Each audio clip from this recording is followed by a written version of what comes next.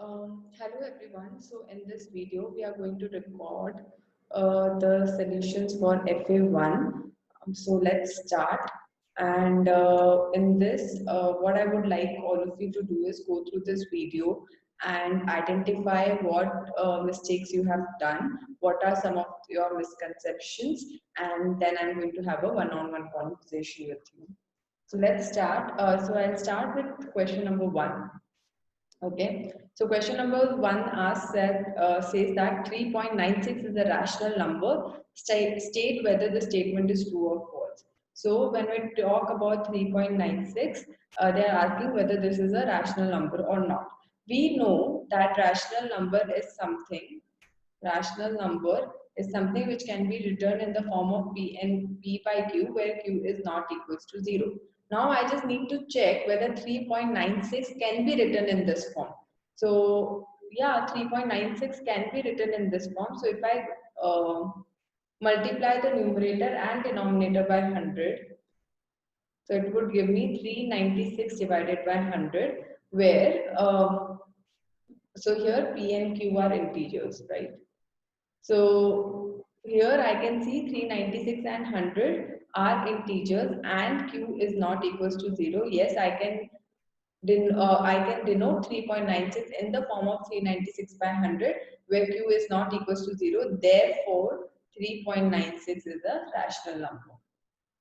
Okay, so that's the answer. So it's a true statement.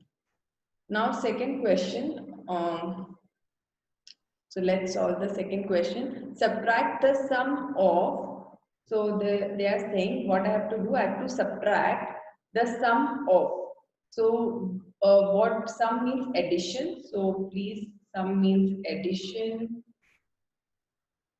Subtraction means you need to do the minus. Subtraction means you are doing minus. So they are saying I have to do the subtraction of the addition of minus 1032 and 878. I need to add these two numbers, and whatever the result I will get, that I need to subtract from minus 34. Okay, so it means minus 34 of minus of result. That's something which you need to do. Okay, so let's do the addition first. So when I do the addition, minus 1032 plus 878, right? If I do the addition, signs are different. If the signs are different, what you are going to do? You are going to subtract the absolute values. When I subtract the absolute values, what will you get? You will get 154, right? You will get 154, and what will be the sign of the 154? 1032 is the bigger number among both of these, and it has negative sign, so that's why my answer will also have a negative sign. So minus 154 will be my answer. Now I have to subtract this from minus 34. So this is become my result. So now I have to subtract this value from minus 34. So it would be minus 34 of minus 154, right? So what is the operation which we are performing here? It is the subtraction. Okay, so what I'm going to do, how do we perform subtraction? I'm going to change the subtraction sign into positive, take the additive inverse of minus 154, which would be 150 plus 154. So basically, normally now you have to do normal addition. So when you do the normal addition, again the signs are different. You are going to subtract the absolute values, and the answer will be 120. And what will be the sign? 154 is the bigger number among these two, and it has positive sign, so your answer will also have a positive sign. So your answer will be plus 120. So second question answer is plus 120. Okay. Now let's go to third question. What is the third question telling me? Let me just clear it and upload.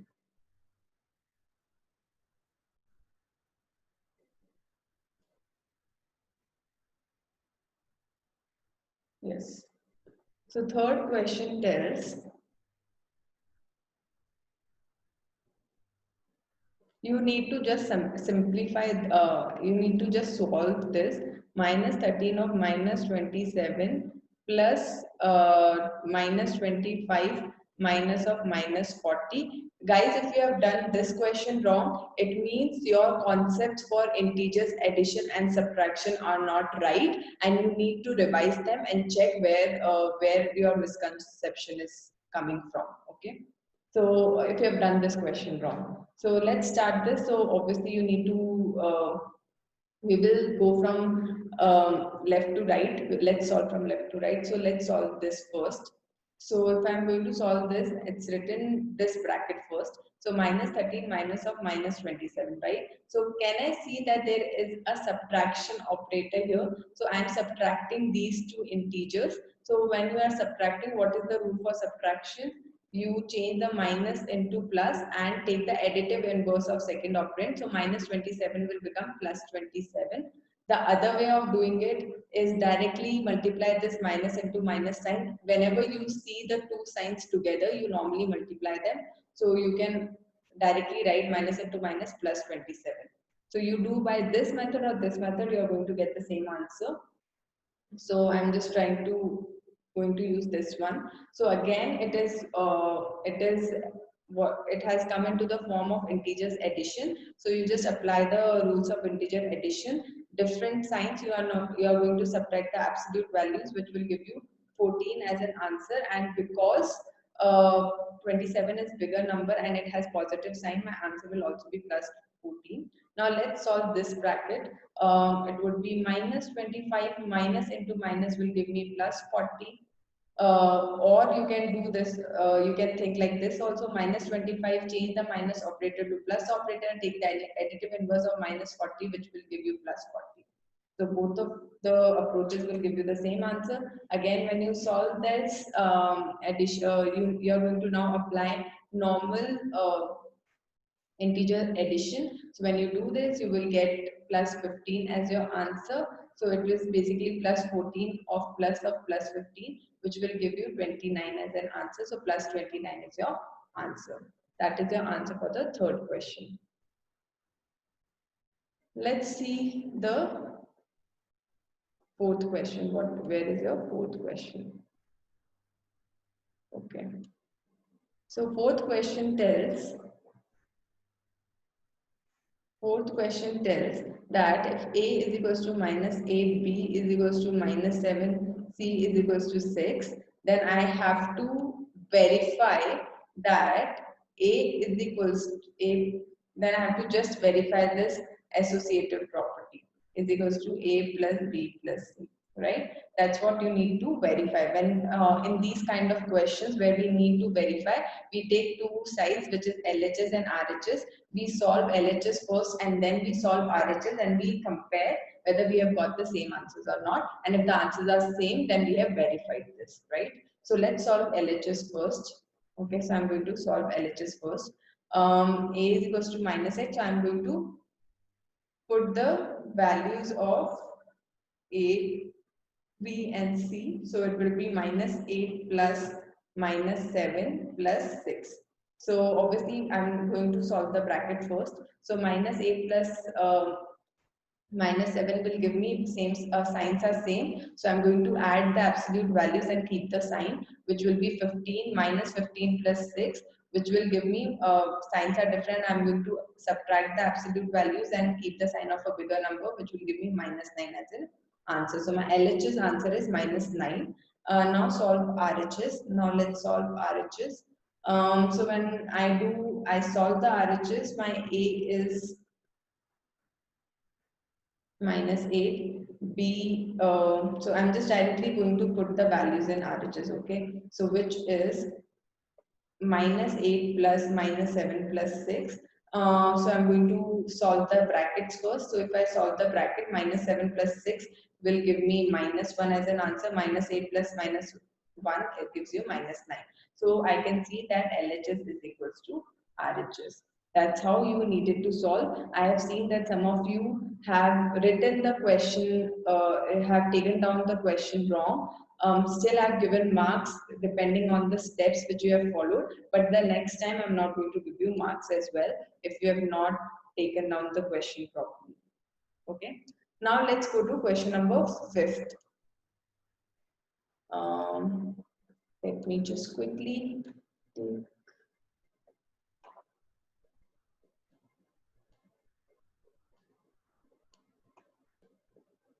question number 5, it is saying the sum of two integers is minus 16. So they are saying sum of two integers. So what is given to me? If I'm adding two integers, so let me take, if I'm adding these, suppose A and B are integers, then the sum of them is going to give me what? Minus 16. Okay. Now they are saying one of them is 53. Now they have already given me one number which is 53. So I'm assuming A is 53. So now it is telling me 53 plus B is equals to minus 16. So I'm adding something to 53 and I'm getting minus 16 as an answer. I have to find B, right? That's what I need to do.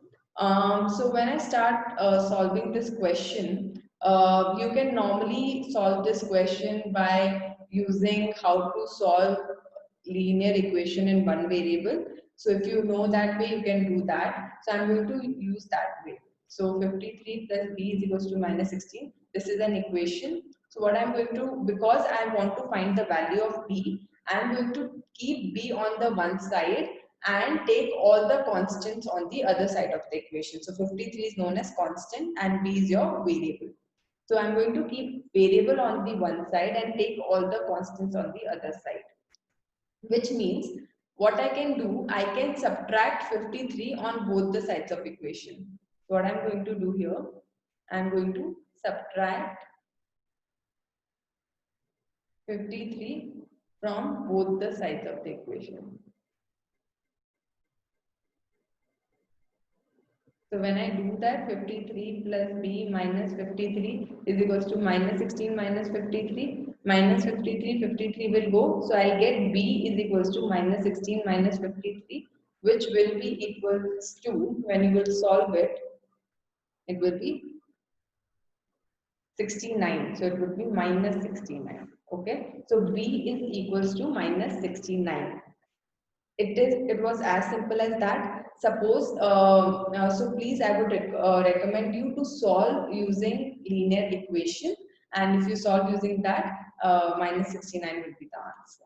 Yes. Let's move to the question number 6. Write a pair of integers such that whose sum gives you 0. So now you have to think of pair of integers such that when you add them, you get 0 as an answer. So let's do question number 6.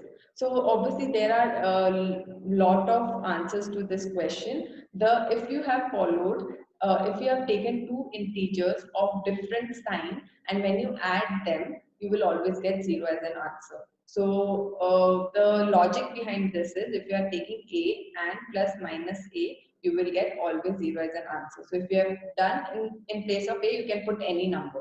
Like 9 plus minus 9 will give me 0. If I take a as 4, 4 plus minus 4 will give me 0. So all those examples, you can replace a with any integer. The logic is a plus minus a will always give me 0. Okay, so if you have applied this logic and then if you have taken down your answer, then your answers are right. All these types of answers are right? Second question on negative integer. So when do you get a negative integer as an answer? Okay, when do you get a negative integer as an answer? When you are doing addition of two integers. So please read the question carefully. Write a pair of integers whose sum. So what operation I'm doing? I'm doing addition here. So when do I add two integers and I get negative integer as an answer? So there are two conditions when this happens. First condition is both the integers are negative. So if your both the integers are negative, then when you add both the integers, you get a negative integer as an answer. Or when do you get negative integer as an answer? When if one is positive and one integer is negative and the absolute value of a negative integer is greater than a positive integer, is greater than a positive integer. Okay, so these are the two conditions in which you will get negative integer as an answer. So I'm going to take those two examples, and if you have written similar to that, it means your answer is right. So first condition is when both the integers are negative. So examples are -1 plus -2. So obviously my answer will be 2 plus 1 3 minus 3. Or you can take -9 for 8 plus -2 63. Obviously when you add them, your answer is going to be negative, right? So this is an example of first condition. Second condition which we are talking about is um, so I'm just going to write in a better way.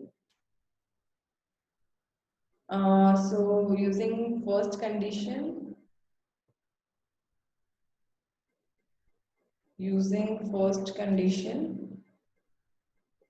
examples are -2 plus -8, right? Your answer is -10. For second condition, the examples are, suppose I am adding two integers of opposite signs, which is and, but my absolute value of negative integer is greater than the positive integer. So -9 plus 4. These are the such examples where I'm adding integers of different sign, but the absolute value of a negative integer is greater than positive integer, because then the answer which I get will be a negative integer, because my the value of a negative integer is greater than a positive integer, and that's what we keep the sign of a bigger number, right? And that's why my answer is -5. If you have used this logic and done this, then it's your answer is right. If not, then you need to check what mistake you have done. Okay, now let's talk about third. Third is an integer smaller than both the integers. Okay, so you have to find an integer smaller than both the integers. So when will you get, the third condition is an integer smaller than both the integers. When is that condition? When you are adding two integers and the answer which you have got is smaller than both the numbers, right? And this will only be fulfilled when you are adding two negative numbers. Okay, if you add two negative numbers, then only your answer is actually smaller than both the numbers. Why? Let me check. So suppose if I'm adding -1 -2 -3, suppose -4. Okay, so now let me add -1 plus -2. So -1 I'm here, then I have to jump two places, right? So I'm at -3, so which will give me -3 as an answer. But my -3 is less than -1 and is lesser than -2 also. So when you add two negative numbers, the result which you get is even the smaller than the two numbers. So if you have used this logic, your answer is right, right? Let's see what is the fourth. Fourth is an integer greater than both the integers. This was the easiest one, I guess. If you add two positive integers, the answer you get is always going to be greater than both the numbers. So that was the logic for fourth question.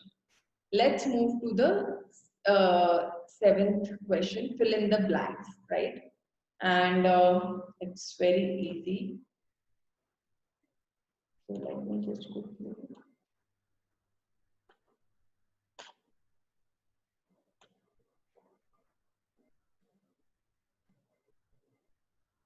Okay. So fill in the blanks. First question is -36 division. So it is division, guys. Many of you have done addition or subtraction. This is what I have written was division is equals to -4. So what number you should divide -36 with so as to get quotient as -4. So obviously your answer, what you need to apply is, so -36 is your dividend, divisor is missing, and this is your quotient. Okay, so in case if you are not able to visualize this question, please write it like this: dividend is equals to divisor into quotient. So here my dividend is minus 36, divisor we don't know, into minus 4. What should I multiply with minus 4 to get minus 36? So first of all, the sign of my answer will be plus, because plus into minus will give me minus as an answer, and the numerical value will be 9, because 9 into 4 gives me 36. So my answer is plus 9. Second question. This into minus 4 is equals to 24, right? So what is that number which I should multiply with minus 4 so as to get 24? The answer sign is positive. So this number has to have a negative sign, because minus into minus gives me plus. So the sign of the answer is minus. What will be the value? 6 4s gives me 24, so minus 6. So my second answer will be minus 6. Third, this divided by 4 gives me minus 3. So again, this is the division sign, not minus sign, guys. Many of you have written minus plus instead of division, but if you have done the correct steps, I have still given you the marks. But please, by next time, if you take down the question wrong, I am going to cut your marks, right? So third question. So again, same thing. Here my dividend is missing. My divisor is here, quotient is here. So it's very easy. 4 into minus 3. Just I have to do this. 4 3s are 12, minus 12. So minus 12 is your answer in third. If I divide 4 or minus 12 by 4, I get minus 3 as an answer. Okay. So it was very easy question. Very easy to score those 3 marks. Now let's talk about question number 8, which is very interesting. What will be the sign of the product if we multiply together? So we have discussed this in our class also, and I've got various answers, various approaches students have applied, which is great. We discussed 3 approaches also. I'm just going to summarize all those and give you one approach which you can apply in such kind of questions, right? So, what will be the sign of the product if we multiply together 8 negative integers into 1 positive integer? So, they are saying that if I multiply 8 negative numbers and 1 positive number, so in total, how many numbers are you multiplying? 9 numbers, right? I am multiplying 9 numbers in which 8 number signs are negative and 1 number sign is positive. So it will look like negative number into negative number into negative number 1, 2, 3, 4, 5, 6, 7, 8, and into 1 positive number. Now, in this question, they are not worried about what is the numerical value of your answer. They are just asking what will be the sign of your answer. Okay, so to solve such kind of questions, what you are going to do, now the only thing which I know, the information which I know is when I multiply 2 negative numbers, I get positive as an answer. That's the only information we know. And we know negative into positive is negative. These are the information which we know when we multiply the signs, right? So knowing that, I know this negative into negative will give me positive, this negative into negative will give me positive, this negative into negative will give me positive, and this negative into negative will give me positive, right? The sign. And we know positive into positive is positive, right? So if you see this, it all will be positive into positive. So if you multiply all the positive numbers, you still get positive as an answer, right? So you will see that if you multiply 8 negative integers with 1 positive integer, you are getting positive as a number. So, but what I'm also thinking is there some rule which I can come up of, or if there any pattern which I can see? Because if you read the next questions, it is asking 199 negative integers and 10 positive integers, right? You can't keep on writing 199 negative integers. You need to come up with some pattern which you are able to see. So when you see this, you see that if I'm able to make a pair of negative numbers, right? So if the number of negative integers which I'm multiplying is a even number, then I'm going to get positive as an answer, right? Because then I will be able to form the pair of two numbers. Because if 8 is divisible by 2, it means I can form two pairs, right? Because I can form the two pairs of I can form the pairs of two negative numbers such that when I multiply them, I get positive as an answer. So in general, if I'm multiplying even number of negative numbers, if I am multiplying even number of negative numbers, then I get positive as the sign. My sign will be positive, and if I am multiplying odd number of negative numbers, then there will always be one negative number left, and if I multiply negative with a positive number, which will give me a negative as an answer. So my answer will have negative sign. Okay. So now in this, if we check, there are 8 negative integers which I was multiplying. So it was an even number. So in total, I will get positive as a sign, and then positive into positive will give me positive as the answer, right? Now let's apply this rule in the second question. 21 negative integers and 3 positive. 21 negative integers and 3 positive integers. So there is also one thing which you need to think about is it doesn't matter how many positive integers you are multiplying, because no matter how many times you multiply positive into positive, you always get positive as an answer, right? Because if you multiply positive into positive, it's positive answer. So this number does not matter. I'm just concerned with this number. Now, is 21 divisible by 2? No, it is not. It leaves 1 as a remainder. So it's an odd number. So if I'm multiplying odd numbers of negative numbers, what will I get? Negative sign. So by multiplying 21 negative integers, I will get negative sign as my answer. And then if I multiply it with positive number, I will still get negative sign. So in total, my sign will be negative. Okay. Let's see the third number, 199 negative integers.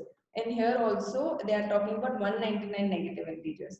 So you just need to check about how many negative integers you are multiplying. It is 199. 199 is again not divisible by 2.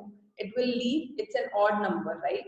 So it's an odd number and I'm going to get negative as a sign. So if I multiply 199 negative integers, I'm going to get negative sign as the sign of the answer. And if I multiply it with positive number also, I'm still going to get negative as the sign of my answer. So at last, I'm going to get a negative sign in my answer. Understood? So this is the logic which you had to apply in this question. Very interesting question, and I'm happy that some of you have got this right also. Let's move to the question number 9. Okay, so here you just have to compare. You need to just compare the things and write the answer. So let me just open. Okay, so this is very interesting questions. Okay, so I'm just going to do A part of it. Okay. The A part tells me minus 86 plus minus 41 minus 86 minus of minus 41. I was amazed to see that some of you have written equal to also sign in this. If you have done this question wrong, again there is a big misconception in your integers on integers operations, and you need to revise them again and again. So yes, how to solve this question? Obviously, the way to solve this is we will first solve LHS and then RHS and then compare the signs, because we need to simplify them. So minus 86 minus 41 signs are same. So what you are going to do, you are going to add them, and when you add, you will get 127 and you will keep minus sign. Here, if I do minus 86, so here the operation which was happening was addition. Here the operation which is happening is subtraction. So minus will change into plus. Minus 47, additive inverse of minus 47 is plus 41. So basically you need to do 86 minus 41 because your the operands are of different sign, and so that's why I'm going to subtract the absolute values. You will get 45 as an answer, but minus 86 is a bigger number and it has minus sign, so your answer will be minus 45. Out of these two, obviously minus 45 is greater than minus 137, so your answer would be this. Okay, let's go to move to B part. If you have done all these steps right, then I have given you full marks. If not, then I've cut your marks. This was the easiest one, and this 7 into 3, minus 3 into minus 7 is minus 7 will give me plus 21. Minus 9 into 8 will give me minus 72. Obviously, plus 21 is greater than minus 72, so that was the answer. C part. Okay, so here you had to apply the property. If you have applied the property and then given me the answer, then I've given you full marks. If you have not applied the property, I've cut the marks. Because that was the question, if you have to apply the properties wherever applicable, right? So many of you have done this wrong, because I came to know that many of you still don't know how to apply the distributive property. So when I see this question, I see that this one number is getting repeated, which tells me, and there is an addition sign here, which tells me that I can apply maybe distributive property into this. So I write the distributive property, and when I write the distributive property, it tells me A into B plus C is equals to A into B plus A into C, right? And so obviously the question right now is in this form. The question is given me in this form, where my A is minus 48, right? Can I see A is minus 48? So obviously guys, this you have to take care, B into A is equals to A into B, right? It's using associative property, B into A is equals to A into B. So even if I write 26 into minus 48 is equals to minus 48 into 26, right? So here my A is minus 48, right? Because this is the same number, and my B is 26 and my C is minus 36. Okay. Now you have to put these values in this number, in this form. Why? Because it is easier for me to solve this rather than solving this. That is what you call distributive property. Not writing the distributive property and then still solving A into B plus A into C. You need to put these values in this A into B plus C.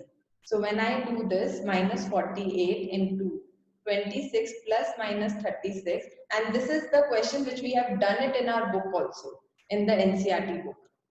So minus plus 26 plus minus 36 will give me minus 10 as an answer. Minus 48 into minus 10 will give me plus 480. So you got plus 480 in your LHS when you solved your LHS, right? Then look at the RHS of this question, that is minus 48 into 10. RHS gives me, RHS tells about minus 48 into 10, which will give me minus 480. Obviously, plus 480 is greater than minus 480, so that's the sign which you're going to put. So C will have this sign. That's how you had to solve this. First, you have to solve the LHS. There, you have to apply the distributive property. You have to identify what is A, B, and C. You have to properly put it into A into B plus C, and then find the answer. And your RHS was minus 480. So obviously, plus 480 is greater than minus 480. Let's do the last question, that is D part. Minus 41 into 102. So D part is, let's solve here. So let me just take out that minus 41 into 102. And your RHS is 15 into minus 25 into minus 15. That was your question. So let's solve the LHS first. Again, you can apply the distributive property here. So I have taken the same question from the book. 100 plus 2. 102 can be broken down as 100 and plus 2. So it is easier for me to multiply any number with 100. That's why I've broken down this. So it would be minus 4100 plus minus 82, which will give me minus 4182 as your answer. Again, if I solve the RHS, I'm going to apply the associative property. So I'm going to multiply this first, minus 25 into minus 4. Why? Because I know minus 25 into 4 gives me 100, and it is easier for me to then multiply 15 with 100 than the other way around, right? So you had to apply the associative property. So here I will write minus 25 into minus 4 will give me plus 100, which will give me plus 1500. Obviously, plus 1500 is greater than minus 4182, right? That was your answer. If you have done all these steps, then only you have got the full marks. Okay, now let's move to the next question, question number 10.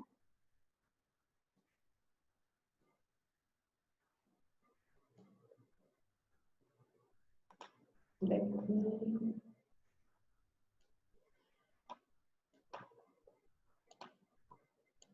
Okay, this kind of questions we have done previously in our class also. Still, half of the class have got this wrong. I don't know why. So you guys need to practice your NCERT book questions. You need to make sure that you are getting the concept of how to solve these questions, right? So question number 10 in a test. So I'm just going to write what information is given to us. In a test, plus 5 marks are given for every correct answer. Every correct answer, I get plus 5. And minus 2 given for and every incorrect answer, I get minus 2. Okay. Now, first part given is Shivani answered all questions and scored 20 marks. So, answered all questions and has got how many marks? 20 marks. Okay. Though she got 10 correct answers. So they are saying she has got 10 correct answers. Okay. She has solved or answered all the questions. She total marks she got was 20 marks. She has got 10 correct answers. How many? So what I have to find? How many incorrect answers were there? How many incorrect answers are there? So guys, in such kind of questions, the first thing which you really need to do is, in case if you are not able to get what the question is saying, or you are not going to, you are not able to understand how this would work in real life, please take this as a real life question. Suppose if you would have given such paper where for every correct answer you are getting plus 5 and for every incorrect answer I give you minus 2. And if you have got 20 marks, right? And if you have got 10 correct answers, so use the common sense. If Shivani is doing 10 correct answers, so my solution should say, because she is giving 10 correct answers, right? So I'm going to write solution. Because she attempted 10 correct answers, her total marks should have been 10 into 5, right? Because for every correct answer, she is getting plus 5. So she should have got 50 marks. But in original, she is getting 20 marks. It means she has done some incorrect questions because of which negative marking is happening. So many of you have just given 50 as to me as an answer. Only you have done this much. And I don't know what all calculations you have done. So please use common sense. If suppose I was supposed to get 50 marks, but originally I got 20 marks. So what is happening? I'm losing 30 marks, right? So 50 minus 20 is 30. I'm losing 30 marks in attempting incorrect questions. So I've done some incorrect questions. The number of incorrect questions into minus 2 should give me 30, right? Because for each incorrect answer, my minus 2 marks are going. So 30 divided by 2 will give me number of incorrect questions, which will give me 15. So she has attempted 15 incorrect questions, because then 15 into 2 will give me minus 2 will give me minus 30, and then 50 plus minus 30 will give me 20 marks, right? So that's why she's losing 30 marks in by attempting 15 incorrect questions. That was the solution, guys. So at last, she has attempted 15 incorrect questions. Second part, so similarly, you have to do the second part. I'm not going to explain this in detail. I'm just going to give you the answer. So here they are talking about, I'm just writing it here. So second part, Ajay also answered all the questions and scored minus 20 marks. So Ajay, how much he has scored? -20. He has got. And he got 4 correct answers. So if he has got 4 correct answers, he should have got 4 into 5, 20 marks. But then originally he is getting -20 marks, which tells me what is the difference between 20 and -20. 20 of -20 will give me 40. So there's a difference of 40 marks, right? Even if you imagine this in number line, so or he should have originally got 20, but basically he's getting -20. So even if on number line you will see this is +20, this is -20. What is the distance between these two? So he has lost 40 marks, right? In giving incorrect answers. So incorrect, so number of incorrect questions into 2 is should be 40. So x is equals to 40 divided by 2, which will give me 20. So he has attempted, Ajay has attempted 20 incorrect questions and only 4 correct answers, right? That's how you were supposed to solve this. Now let's look at question number 11. A shopkeeper earns, let me load the PDF again.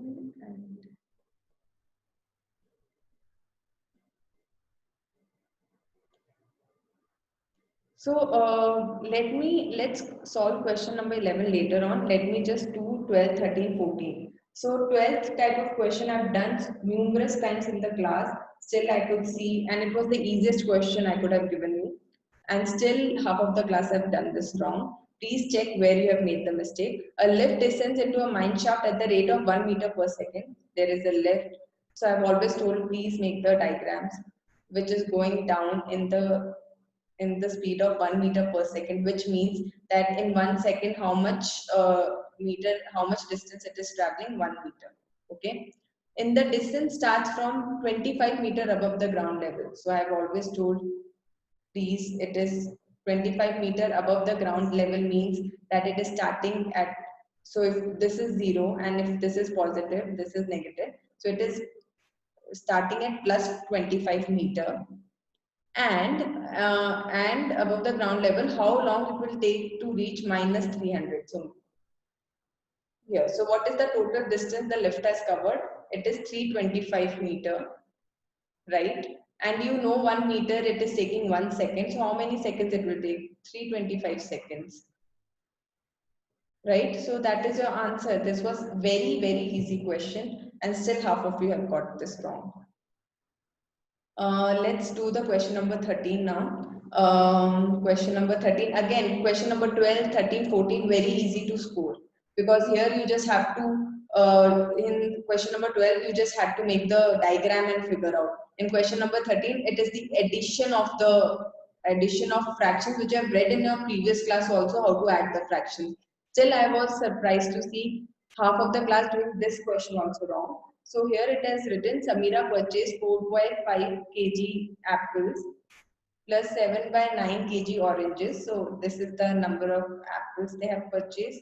This is the oranges it has purchased. If the what is the total weight of fruits purchased by her? So total weight means you have to add both of these. So what is the first step? You check the denominator. Denominator is different. So what you do? If the denominator is different, you take the LCM of the denominator. So if you take 9 by 5, 5, 1, 9, 3, 3, 1, 3, 1, 1, 5, 3 are 15, 15, 3 are 45. So your 45 is your LCM. So basically 9. So obviously you have to multiply your numerator also with 9. So it will be 36. 7 by 9 into 5, 5. So as to get 45 in denominator, 7 5s are 35, right? So 35 plus 36, so it would be 36 by, now the question will become this, since the denominator is same, you can directly add the numerators, which will give you 36 plus 35 will give you 71 by 45. That is your answer, question number 13. Let's solve question number 14. Okay. Let me just pull this down.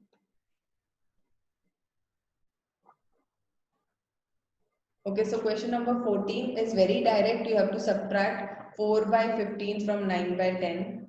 Basically, that's what you have to do. Again, denominators are different. You need to take the LCM. What is the LCM of 10, comma 15? That is 5 2s are 10, 5 3s are 15, 2, 1, 3, 3, 1, comma 1, 5 2s are 10, 10 3s are 30. So your LCM is 30. So you need to get 30 as your denominator. 3, 3, 9 3s are 27 by 30. 4 by 15 similarly is 2, 2, that is 38. So the question will become 27 by 30 minus 8 by 30. Since the denominator is same now, you can just subtract the numerators, which will give you 19 by 30 as your answer. So 19 by 30 was your answer. So 14th question, very easy question. You just have to follow the steps. If you are doing that, you should be able to solve this. So that's what you were supposed to do. Okay. Let's now look at the question number 11, which this is the only difficult question in the entire paper. I felt this question and question number 8. These were the only two tricky questions which I gave you in the entire paper. So question number 11, they are saying a shopkeeper earns a profit of ₹5. So what is given to me, that profit of ₹5 if I sell one pen. But we have done similar kind of questions in the class, and I was expecting you to at least follow the logic of this question, which still I could see half of you were not able to follow what logic we need to apply in this. And a loss of 50 paisa.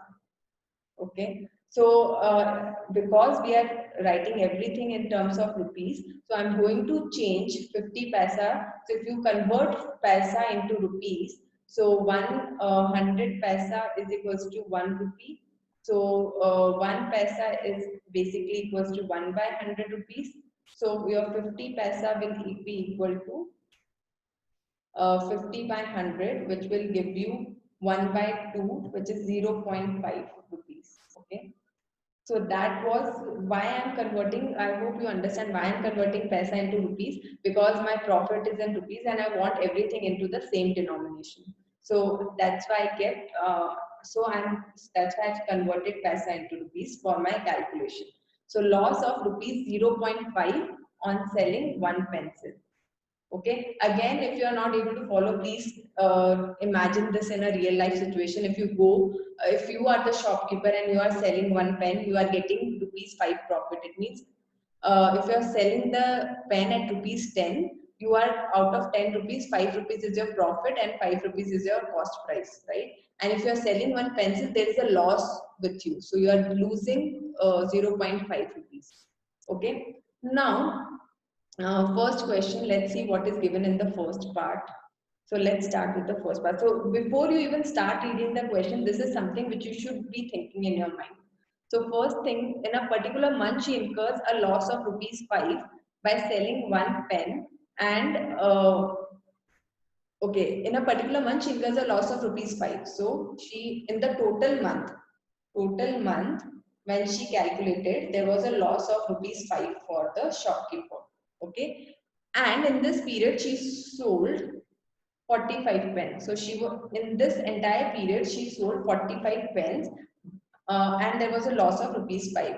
So they are asking, I have to find how many pencils did she sell, how many pencils she sold. Okay, that's what I have to find. Now, obviously, if you use common sense, you will understand that if she's selling 45 pens, right? So ideally, what she should have, there should have been profit, right? Because because with each pen she's earning 5 rupees, so there should have been a profit of 225 rupees, right? But originally she's in the loss of ₹5, which tells me that she has lost 230 rupees. She has lost 230 rupees. That's why she's in a loss of ₹5 in spite of making a profit of ₹22.25, isn't it? So it means she has lost 230 rupees by selling the pencils, right? And And so how will I find how many pencils she has done? So I know that zero point 0.5 is the loss on selling each pencil. So this is the number of pencils is equals to 230. So x will be 230 divided by zero point 0.5, which will give me 460. So by selling 460 pencils, she is incurring a loss of 230 rupees, and that's why even instead of selling 45 pens, still there is a loss of rupees 5. The whole story should add up. There were some answers where you have just written 225 as your answer. But the question is asking you how many pencils she sold, because there is a loss of rupees 5. So that's the thing which you were supposed to do, right? Um, now let's do question number second part. Okay. Now second part is saying in the next month she earns neither profit nor loss. So in the previous month there was a loss of 5 rupees. Here there is no loss and no profit. So your profit or loss is 0. Okay. Now they are saying she sold 50 pens. Now if she is selling 50 pens, it means she should get the profit of 250 rupees. But they are saying there is profit or loss is 0. It means she has lost how much rupees? 250. So x into 0.5 is equals to 250 because she has lost all this money in by selling the pencils. So x is equals to 250 divided by 0.5, which will give me 500 pencils. So basically she has sold 500 pencils, because of which there was a loss of rupees 250, which got compensated by selling 50 pens. So see now, even if you check your answers, the whole story will add up, right? So please apply this in your real life and think of these situations in real life, and then use your common sense, even if you are getting confused in solving these kind of questions. So that's it, guys. I've solved all the answers. I want all of you to go through this video and check what mistakes you have done. I'll meet you in the next class. Bye.